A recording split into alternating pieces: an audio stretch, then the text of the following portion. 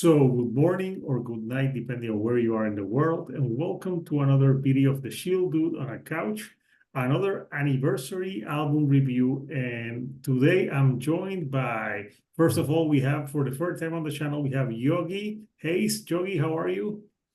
I'm doing good. Good, good. You guys Uh, doing? with a Raptor shirt, come on, where's your Boston Celtics? Hey, this is Vince Carter. This is Vince Carter. This guy, okay. Yeah. And we have all the way from Canada, Nick Sino. Nick, how are you, man? Good, man. Thanks for having me on again. Yeah, and all the way in Mexico, we have JC from JC Rock and Metal Reviews. How are you, JC? Yeah, I'm doing good, thanks. And today we are going to party like it's 1999 because we're celebrating 25 years of Limp Bizkit. Oh, God damn it. Significant Other, which turns 25 years old on June 22nd. This came out in 1999. And I don't know about you guys, but this was the soundtrack for me for the summer of 1999. I played the shit out of this record so much. So I had it on CD and I bought it on vinyl. So we're here to celebrate 25 years. So we'll talk about our first impressions of when we listened to this album back in 1999. We'll talk about favorite tracks, maybe deep cuts from the record that we like. And then we'll say how it has aged 25 years later. And we'll give it, if we'll say if it's aged well or anything. This isn't that bad. So there's not going to be no thumbs down or anything like that. So let's start today with let's do Yogi, then we do Nick, JC, and then me. So Yogi, your first impressions of when you listen to Significant Other. Well, it's I've been waiting for that album since they announced it. I've been a fan of Limp Bizkit since 2000 Billy Off, and honestly, it was one of the most influential bands when I started playing bass. I mean, Sam Rivers has been one of my favorite when I was starting my own style of bass playing. So I mean, I burned that disc for a while, for years. I'm still listening to that album like it's the first time. So it's for me, it's one of my favorite albums. Yeah, it's and you listened to it when it came out that summer as well. Indeed. So yeah, so it brings back memories. So what about you, Nick? Yeah, I have a lot of memories of when this album came out. Actually, this was the first time I've listened to this album in full. I was pretty much just familiar with the Limp Bizkit singles back in 1999 when this album came out. My first band, we actually covered Limp Bizkit's version of Faith at our first ever show that we played around this time. And I think I'm more inclined to like this record now than I did when it came out back in 1999, because I did like a lot of heavy bands back then, but I like a lot more heavy music now. So this album, to me, when I was listening to it for the first time for this video, I really enjoyed it a lot because I love those heavy riffs and those punchy drums and just how much this album just crushes from song to song. And I think a lot of modern rock bands now in 2024 take a lot of inspiration from Limp Bizkit. A lot of bands they've latched onto that new metal sound, and that's kind of the same thing that they're doing these days. I know like a band like Don Broco that I got their poster up here. That's a band I think that's really influenced by Limp Bizkit. And so I remember this album, and I remember those huge singles all over the place, and I really liked listening to it for this video. Yeah, and this is an album that was very huge when it came out. I think it debuted at #1 on the billboards, and it didn't sell. I know Chocolate Starfish sold more when this came out, but when this came out, it really sold. I have the information here because I was looking. So the critical reception for it got mostly positive reviews, except NME, which gave it a 3 out of 10. But yeah, the first week it sold 643,874 copies on the first week alone. So yeah, that's pretty impressive for back then. So JC, where were you in 1999 when this happened? Yeah, well, I didn't listen to them until maybe a couple of years later. I think I knew the singles. I remember the song "Faith," that cover, and the like break stuff in Nookie. I remember hearing them.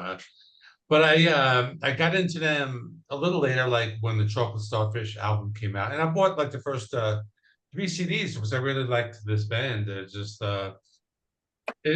like I liked how like a lot of these bands, like these new metal bands, like they all like kind of had they all had like this connection with each other. Like I was into Korn, and like Jonathan Davis is on this album. Fred Durst was on a Korn album, which was Follow the Leader. And then I was like a big fan of Stained, where Aaron Lewis is on one song here. So you hear like a lot of, and like Fred Durst saying like Outside. There's a live version of that. Yeah, and So a lot of these, I kind of like discovered them like from these other bands that I was into. And I have the first three CDs. I have the CD up there somewhere, and I liked it back then. I think this is good music. Like if you like for doing exercise, like if you're like lifting weights or like at the gym, this is like a really good band to listen to for that. It just has that energy, and I like it a lot. So yeah, those are my first. Yeah, I was a fan of the first three albums, and then after like that Green album, I forgot the name of it, but I kind of like lost results interest. may vary. Results may vary, yeah, with a Who cover of Behind Blue Eyes. But I think after that, I kind of like stopped paying attention to them. But yeah, Limp Bizkit, they were like one of the biggest bands, like in the early 2000s. Like they were like almost like the same as like Linkin Park, like those bands. Yeah, so They were bigger at one point than Linkin they were Park. big, yeah. So yeah, for me, I actually did listen to this when it came out. I had $3 bill, y'all. So I was really excited when Significant Other came out. Nuki, I just remember playing when that single came out. It was great. I sang it along. Break Stuff to this day. That's like a great song for the gym.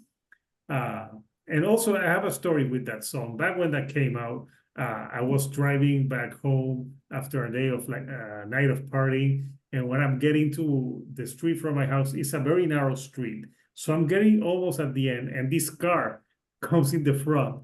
And I was listening to that song. So I almost had some road rage. I wasn't backing up, and he was shouting at me.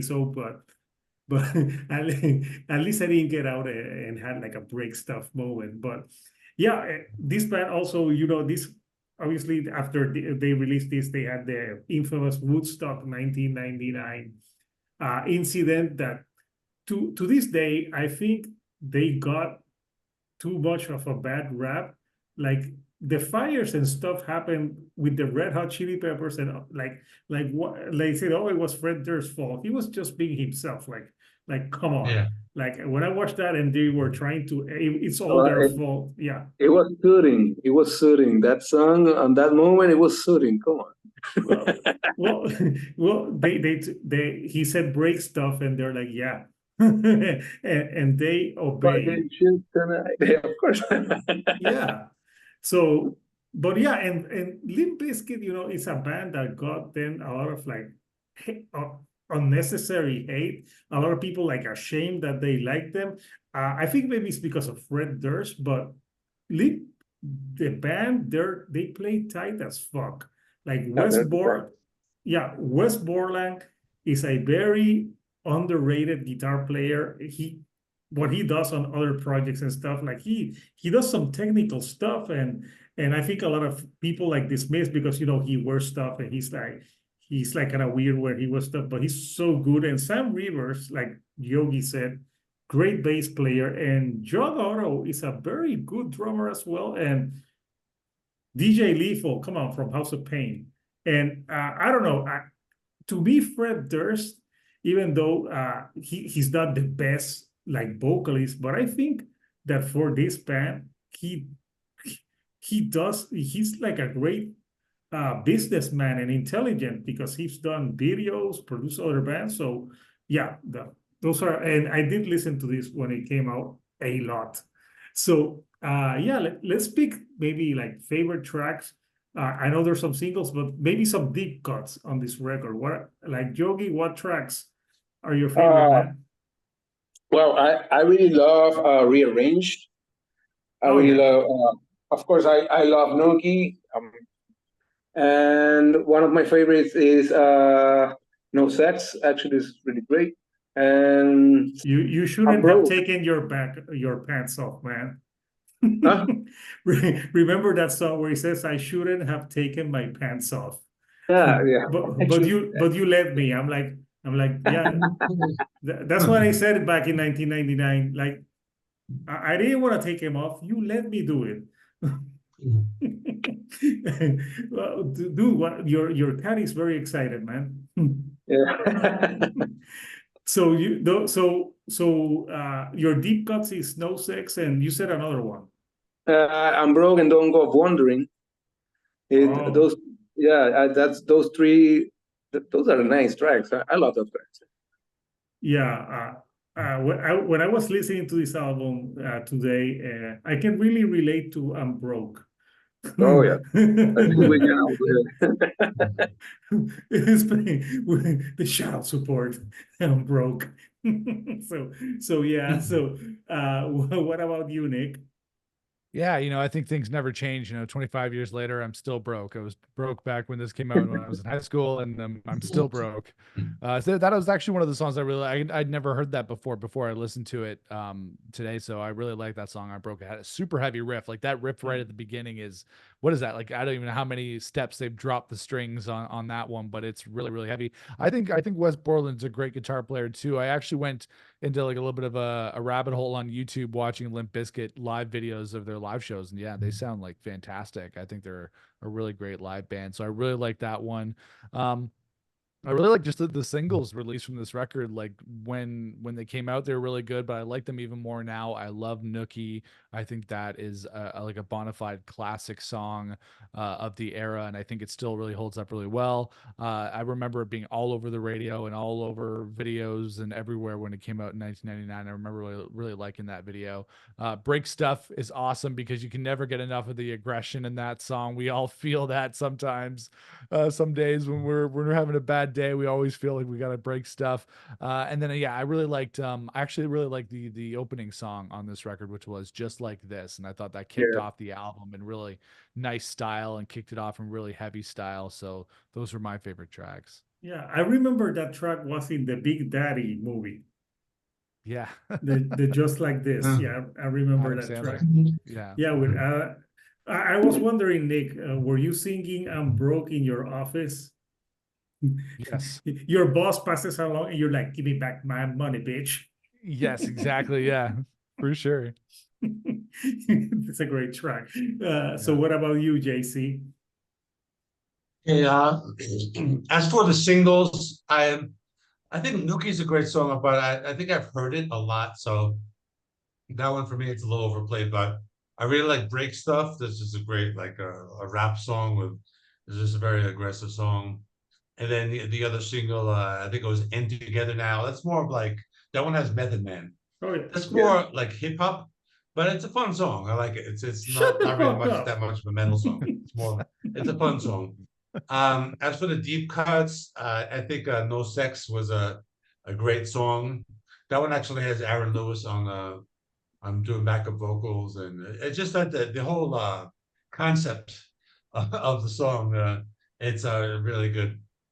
And the other one I like is I'm broke. We all mentioned that one. That one's cool. It's because it's kind of like, it's very heavy, but it's also kind of like that like gangster rap, and I really like how they mix that up. So I like that one. And I have another one. What's that? The one with Jonathan Davis. So Nobody Like You. Oh, yeah. Yeah, Nobody like that's you. That's yeah, what's that's more and like a new metal song, and yeah. that has yeah. Jonathan Davis, and it also has Scott Weiland. Oh, Although yeah. That He does I didn't the really like know his chorus, voice. Yeah, like yeah. where he does like, "I got a reason, but I won't let go." That's Okay, yeah. pure Scott Weiland. And well, the last song, almost the last song on the record, is basically a shout out. He's giving a shout out to everyone who's in the record and the towns that they played. But you know what? It's a fun. Another band, it could have been a throwaway song, but not with Limp Bizkit. So for me, obviously the singles, my favorite still is Break Stuff. I love that song with Jonathan Davis and Scott Weiland because it's really like darker and different from the other songs. I think Jonathan Davis vocals really like mesh well with the style of Fred Durst because Fred Durst is like more playful fun and Jonathan Davis is like I'm hurting all the time. And Scott Weiland just doing that like chorus gave it like the sweet spot. I also love No Sex. I think that's a great song. And also, I think Brendan O'Brien worked on some of that song. I know this album was produced by Terry Date, which, you know, he did a lot of the bands back then. And I also like the song Trust, the ones that I don't trust nobody and nobody trusts me. And they goes like into like a super heavy riff. It's just so great. So yeah, it's all great tracks. Like this album, they could have had more singles if they wanted to for this album, I believe. So yeah, we picked tracks. So 25 years later, how has this held up for you, Jogi? Well, so I still listen to it. I still jam sometimes when I'm in the bass. If I take out the bass, sometimes I play rearranged, just for the warm-ups. So yeah, it's an album that it will continue on my playlist. It will continue, hitting on my playlist. So yeah, for been 25 years, you say? I mean, 25 years. Wow. It was. For me, it feels like yesterday. So. I know it was a simpler time. We were just worried about the computers changing.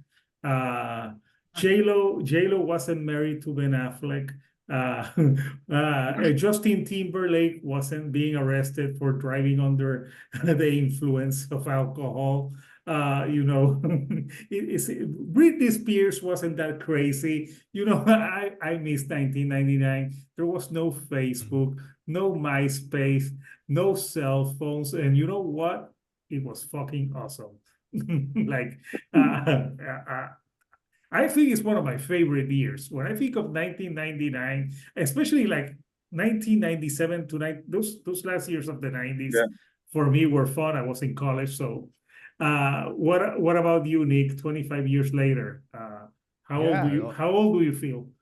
I feel very old. Yeah, no, I was I remember, it was a great time. 1999 was awesome. That's when I started my first band and first started playing guitar and doing all that fun stuff. So it was a good year for me as well back then.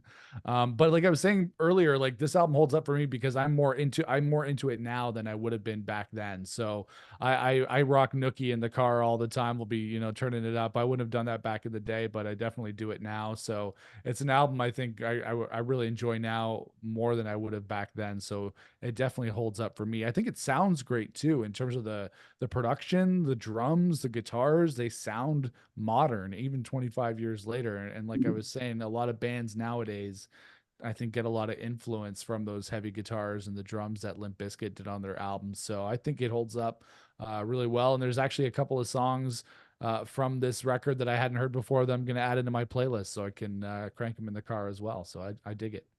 Yeah. So it's held up for you. So what about you, JC? Yeah, I enjoyed listening to it again because I don't like listen to this band that much. It's not really something I usually go to, but I really liked it because it's different. I think like you could say it's kind of like dated because it's like one of those like the rap metal, like it's kind of like something that you don't hear a lot. There aren't a lot of like bands doing that anymore, but other than that, I really like the songs. It's actually like a lot more different stuff because they have some stuff where they have more singing, some is more rap, and then but I really liked it. I think like their first three albums are actually really good. Yeah, well, maybe the dated song is the one that's called 1999. Because it just dates it right there. But it's I actually 1990, just noticed that. Yeah. 1999, baby. So Yeah. yeah, so yeah, when I listen to this, it's like a time capsule, just like that. Yeah. Just imagine, JC, imagine that you go to a publisher with this album, nobody likes it, and then you put it underground and you find it piece by piece, and then it gets the world, everyone gets to nuke each other. Yeah. Like with Limp Bizkit. Okay, yeah. Joey's like, what the hell are you talking about? You clearly have not listened to the album by four. I implore you, Jogi, to listen to it. It's a dare. And tell me what you think after. That was the last episode of Is It That Bad? And yeah, it's a doozy. So I'm gonna dare everyone to just listen to that record. So for me, 25 years later, it still sounds fresh. Yes, it reminds me of that time, but this album has better production than a lot of the crap that they do nowadays. And I'm sorry, Fred Durst. He may not be the best singer, but he was charismatic. He was a very charismatic. And you know what? After that, Linkin Park took the torch and it was more popular. But I know it's a hot take. I prefer Limp Bizkit over Linkin Park, honestly, because Linkin Park's they have their first three albums are great, but they have a lot of albums that, let's be honest, they're not that great, in my opinion. They have a lot of albums that I really don't like, and Limp Bizkit, even the albums, even Results May Vary. I like stuff from it. Then they did The Unquestionable Truth, which was an EP that was heavy as hell. And I don't know why they didn't do a part two of that. And the last album still sucks. And Gold Cobra, I enjoy them. Gold Cobra especially is an album that didn't get enough love. I thought it was a great album that came out in 2011. So, and it's incredible that right now Limp Bizkit is as popular as they were in 1999. Have you seen the videos of them playing like in Argentina, Chile?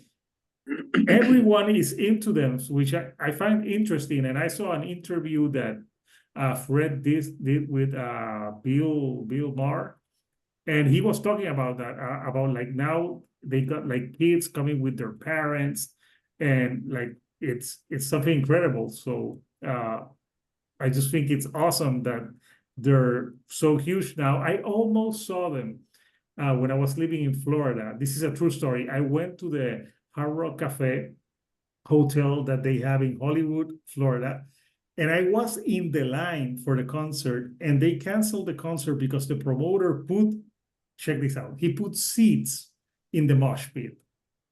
And he didn't want to take them down. I'm like, it's Limp Bizkit, what the fuck? And it was canceled. And to this day, I was so pumped to see them. So, and I haven't seen them. Has anyone seen the band live here? No, I would love to. No, I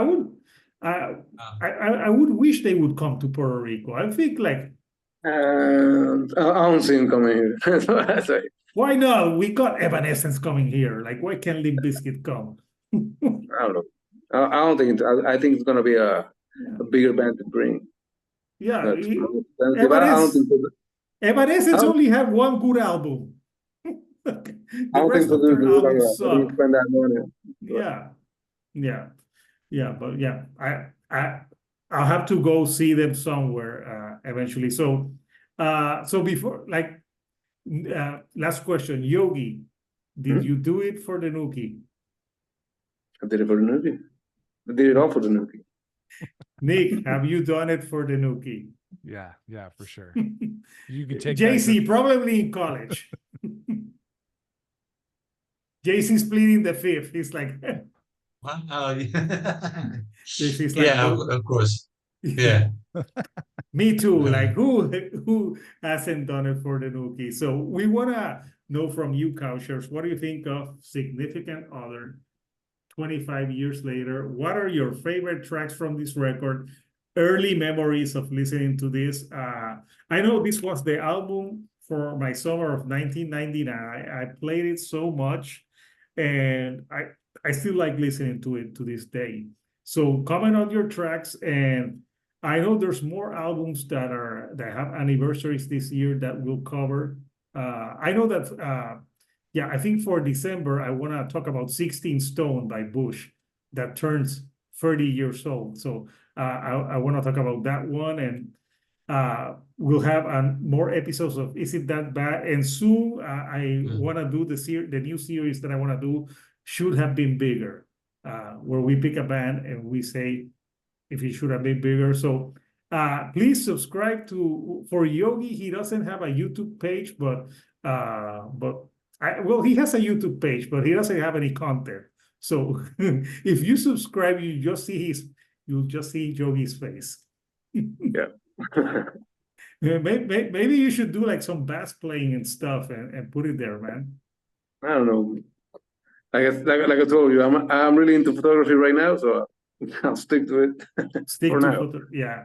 But he'll be back for more episodes here. We gotta get you for an Is It That Bad sometime, Yogi. All right.